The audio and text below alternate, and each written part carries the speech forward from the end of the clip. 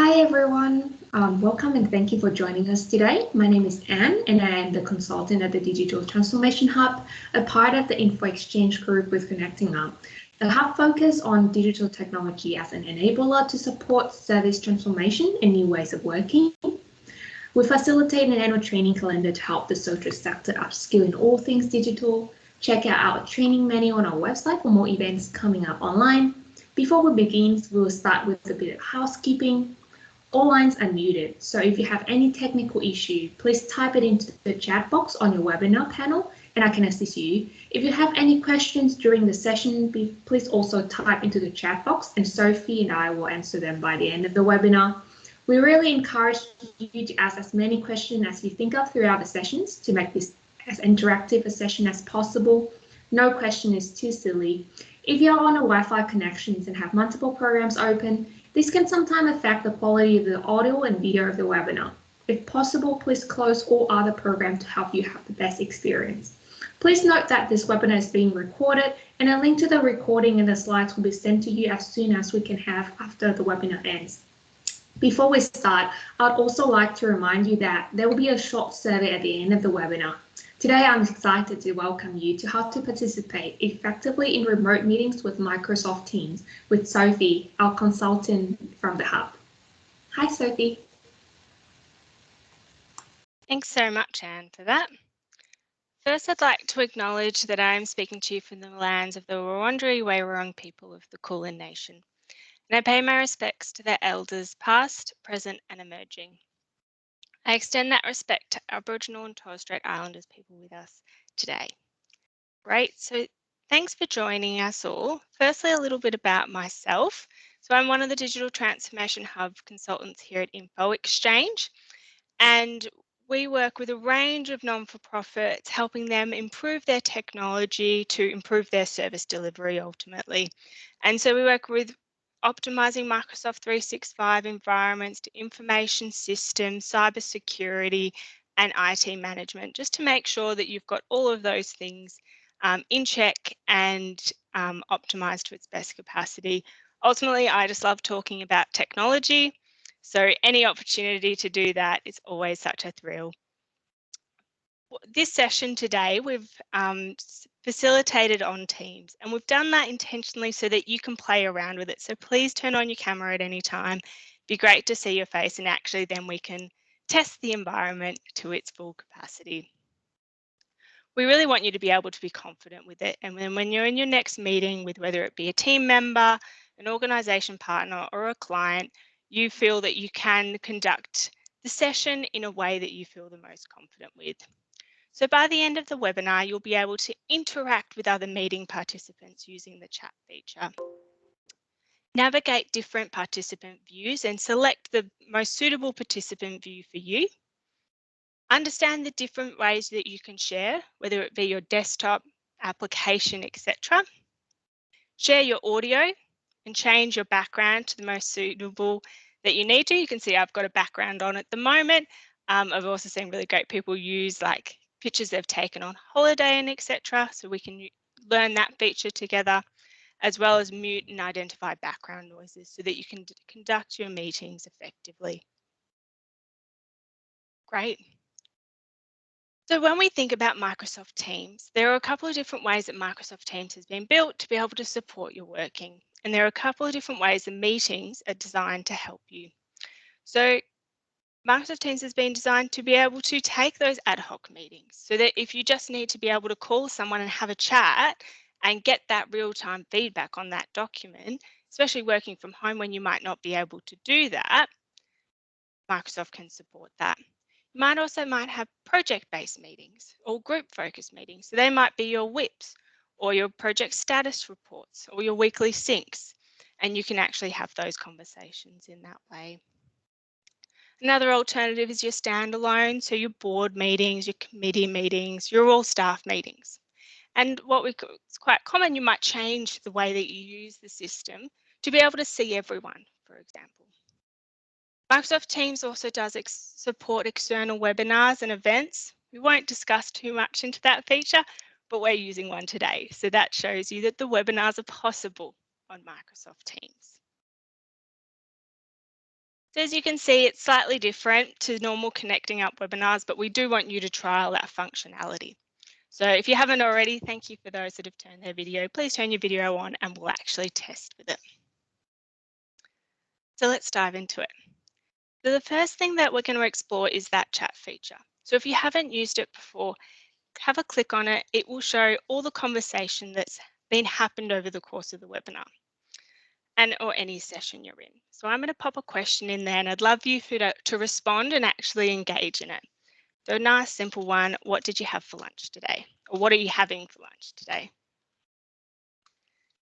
And you'll see that you'll get a notification. It might look like a little orange dot.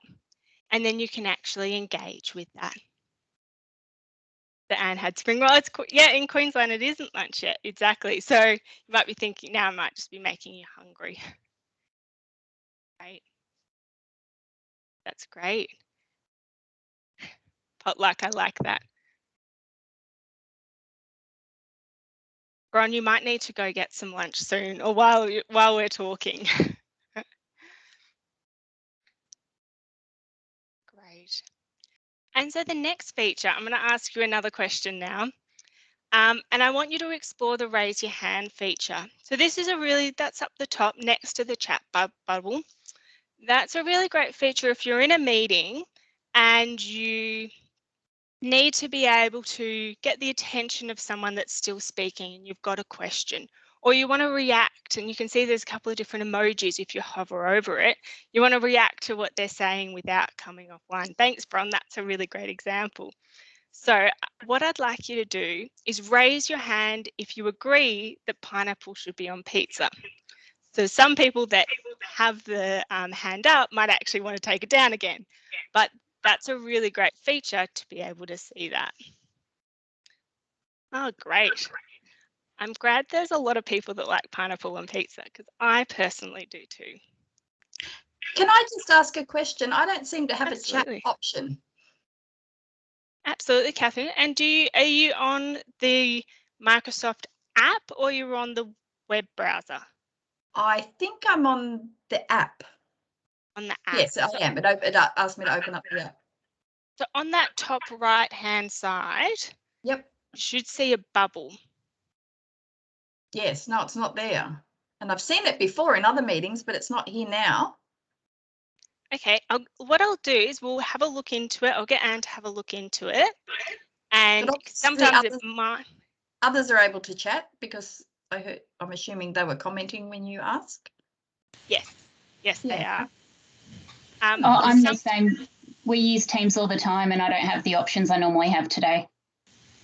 Probably because this is an external webinar, so things might happen a bit different. Please feel free to reach out to me by replying to the email, or I'll get in touch with whoever is having issue with a different layout. The normal Teams meeting you've got probably is the meeting options. This one is the webinar, so it's a bit different, and it's an external one as well. Let's do more technical investigations via through emails or after this meeting.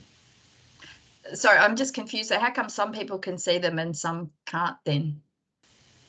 So it'll either be a configuration that's actually sitting in the back end and we can't see it straight away because it might either have to do with how your Teams is set up or to do with the webinar itself. So that's something we can absolutely take online and explore further with you to make sure that you don't have any future issues in the future.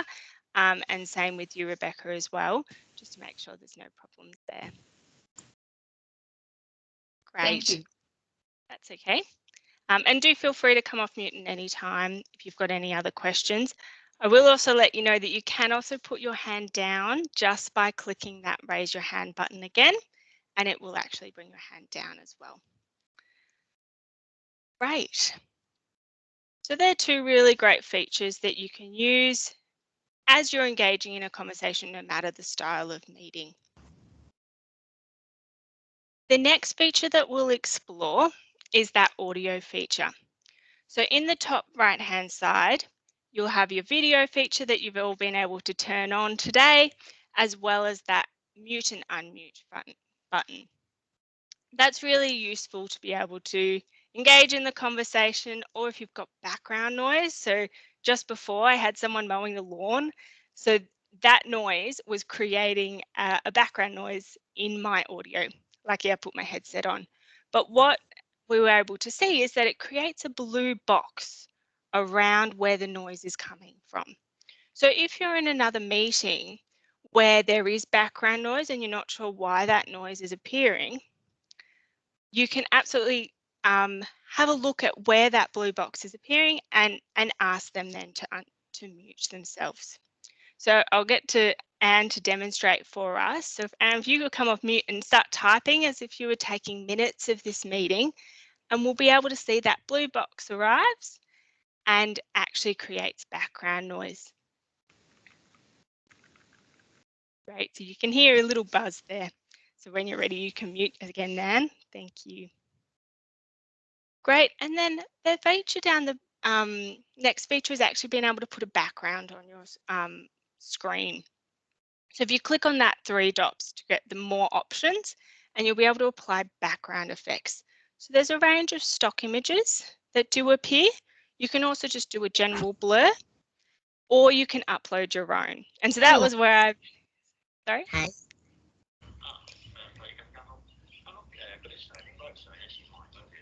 Jean, we've actually got some background noise. If you could please mute yourself, if that's okay. And so with the background effects, this is where I've seen other people upload their pictures from a holiday that they have been on, or etc. And then you can see that in their background as well. Great. If you are where there is low bandwidth or poor internet, the background effects can impact this and actually cause your video and your audio to flutter around. So we do recommend turning off either your background or your video, so then you can actually see, you can actually hear what's going on in the meeting and people can hear you clearly. Right. So now the next ways we're going to explore is actually to be able to see the participants in your meeting. So there's another icon here of 2 little people. And if you click on that, that will show all the people that are in your meeting, as well as people that are invited. So then you can see if someone's missing or if you're waiting on someone.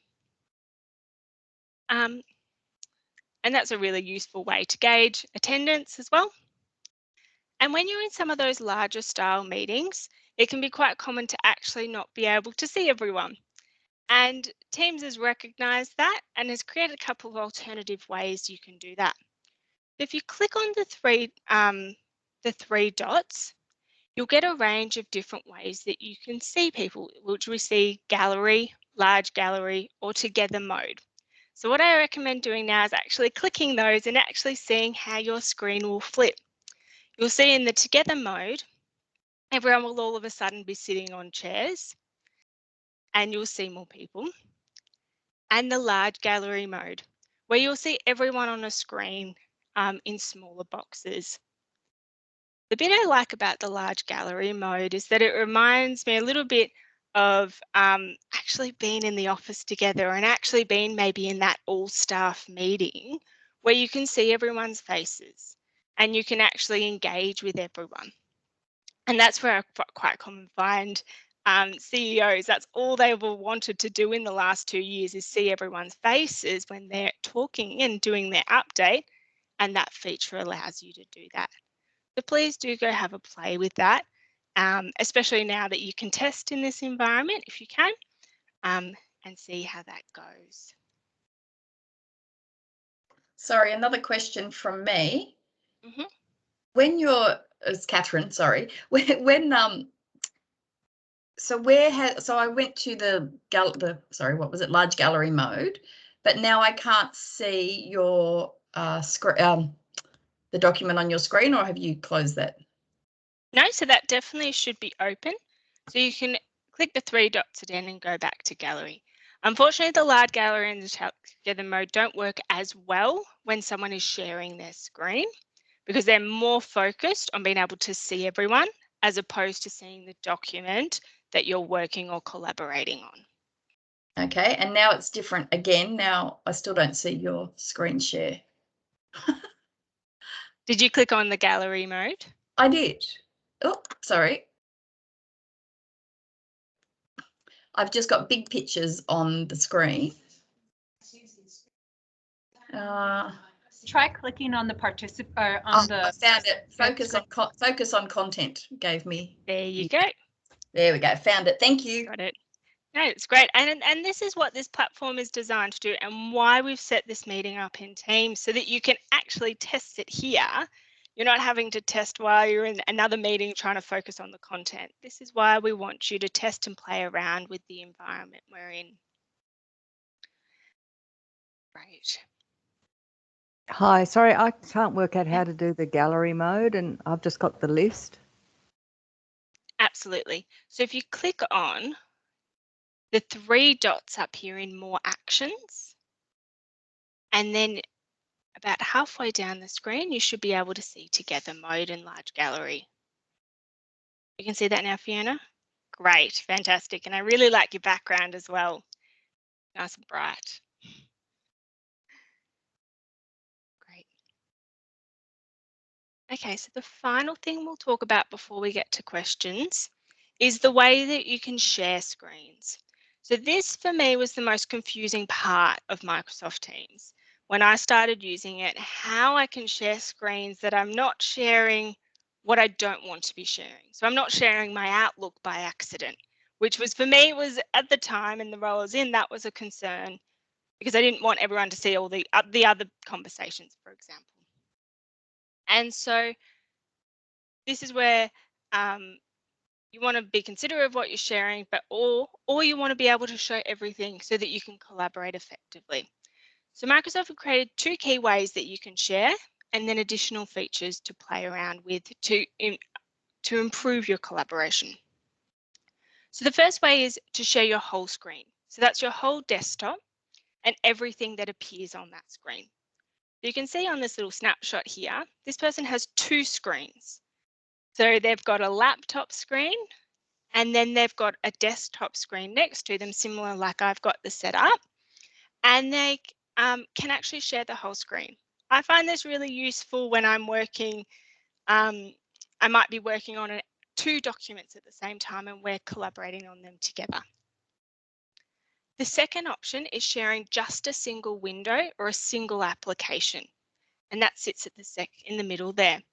And so at the moment I'm sharing this slide deck, I'm just sharing the slide deck, which means that if there was other things on the screen, no other participant would be able to see that. They would just see the PowerPoint like you're seeing now.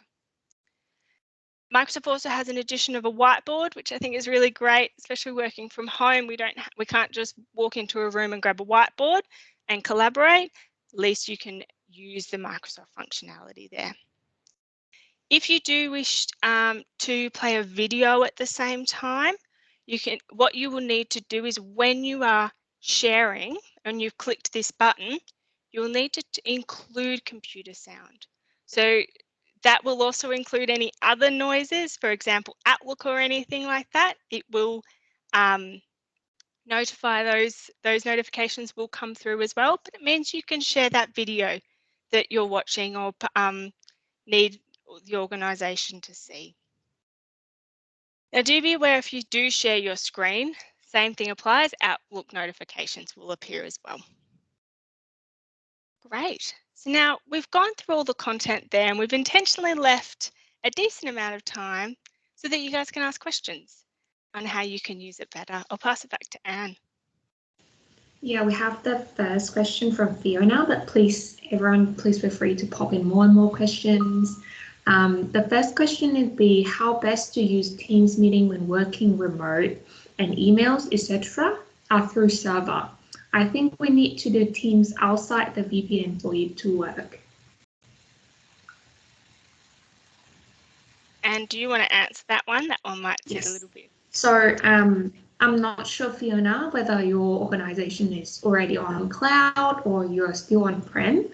So Teams, it's normally used as a part of Office 365, which is the cloud platform from Microsoft. So you practically can use Teams anywhere from any computer, as long as you have your accounts set up correctly. You do not need VPN for Teams.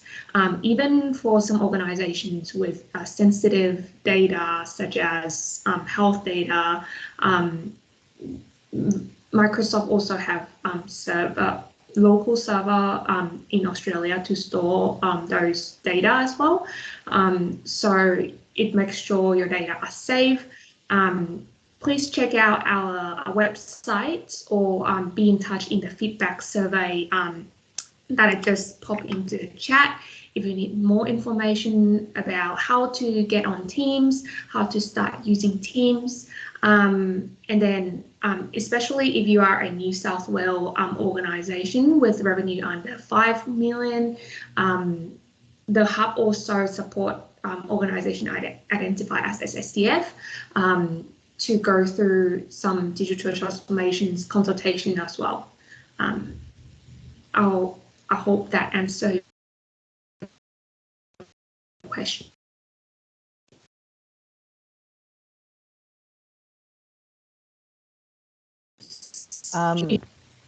Yeah, and not really, and because all my emails and everything are in the VPN, but I know you can't open Teams in the VPN because you can't access the camera and the audio when you're on the VPN. So it's like you've got to be working inside and outside at the same time, or log out of all your work-based stuff. But your emails are in there, but then your Teams has to be outside. And so then it's how you get the link from the email across into, so I copied it and loaded it into the browser, and I've loaded Teams outside the VPN on the laptop. So that's definitely something that we need to delve into more technical settings that is set up for each of the organizations. Even with the same cloud platform such as Office 365, each organization with different IT providers set up their environment differently to fit the best for each organization purpose. So I'm happy to have a deeper conversation on this after this webinar. Thank you. Thank you so much. I'll move on to the next question. Can we keep a record of the meeting chat? So the really great feature about the meeting chat, if you're using the applications, and depending on organization's configuration, but for the most part, the chat will actually appear in your conversations in the Microsoft Teams application. So we will explore that component of Microsoft Teams in our next webinar next week, so that you can actually use the chat function, etc. Within that. So I would recommend jumping on to next week's webinar, where we'll dive into that a lot further. Yeah. The next question, I'll quickly answer it. How can we add the organization name to our name to show in Teams in the back end of Microsoft? So if you are with an IT provider, let them know. They can change it very quickly from the admin portal. But if you are an external user, not in cloud, and then just join a team meetings on a fly, and then when you start the Teams meeting, you should be able to name yourself. So that's a quick answer to that. Next question, is there a polling function within Teams? Sophie, do you want to answer it? There definitely is, and it will require an additional feature that you add to your Microsoft Teams environment. We do also conveniently talk about that in the next webinar. So I would recommend we'll explore that further, but there are applications that you can add to utilize the polling function there. Yes, and definitely it's all free as well. Next question, is there any etiquette that we should be aware of? I think that's a very interesting question, because it does vary organisation to organisation. I think the really important bit is for myself and how I work is that the background noise bit can really impede my concentration. So if you do have background noise, muting and unmuting yourself as you're talking. But I do think there are some best practice elements that you can do. So having your video on when you're engaging with people remotely and things like that can try and still build a connection with that person, even if we are working remotely. Another interesting one, Chris would like to know more about how to use Teams for a webinar and how to record sessions. So that's a very potential topics for our next webinars in the next few lunch and learn sessions. I hope we can delve into that more, but in the meantime, if you want to actively find out or discover those functions, please feel free to go on our website. And there are a lot of articles and guides that got a summary of all the resources that might be helpful for you. The next question is, how do you undo the background image? I might just go back up to that slide because you can absolutely do that. It will be going back to this settings, your background settings, and actually clicking the no background and then apply. Yes, great. Next one is, Bron is new to sharing. Do you need to have the document you want to share open on your desktop to share? Yes, I would recommend having it open straight away because then you know at what point you're sharing as well, especially if you're working on a document and you actually need to be at the beginning or etc. to talk them through it. Have it open so that you feel nice and comfortable with the how the document is presented, and then you can share like that. Another 2 minutes to go. Pop in any question if you need, if you're having any now. Alicia has a question. How do you create a new meeting? Absolutely. So there are two ways you can create that within Teams or within Outlook. And that's something that we can absolutely send you some additional resources on so that you can make sure that your Outlook and your Teams is set up in a way that you can do that. John, would you please put the link to register for next week's webinar in the chat? Definitely. Here, the Connecting Up website. And we'll have a recording of today's session as well, shared with the additional resources for you, Alicia, as well, in the follow-up email. Yeah, I can't see the chat to get that, please. So if you could email it, it would be great. The link. Yeah, things. Catherine, of course. If any of you having any issue that need a follow-up, I pop in the feedback survey link as well. Yeah, your feedback would be the best way that we can improve and choose the next relevant topics, as well as we get to know how we should improve our webinar in the future. Any other questions for this webinar today? Can you please put the create new meeting link in an email too? Question from Sandra. Sophie? Just understanding that a little bit more, do you mean that you've created a meeting and you want people to join via the email? Maybe Sandra, you can come off mute and explain your question a little bit more.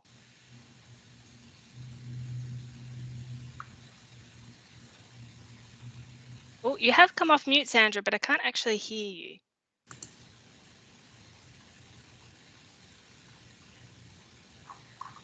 Is that better? That's better. Sorry about that. Yeah, no, you're talking about how to create a new meeting. You had some information somewhere. Oh, yes, yes. So we will add that to the follow-up email as well to make sure you've got the resource. Great, thank you. So that's probably the last question we got live in these sessions. Please feel free to pop in more questions in the feedback survey or email to the events mailbox of Connecting Up. Thank you so much for your precious time today. I hope that we will see you soon in the next webinar next week. Thank you. Yeah, probably someone will need to grab lunch now. Bye.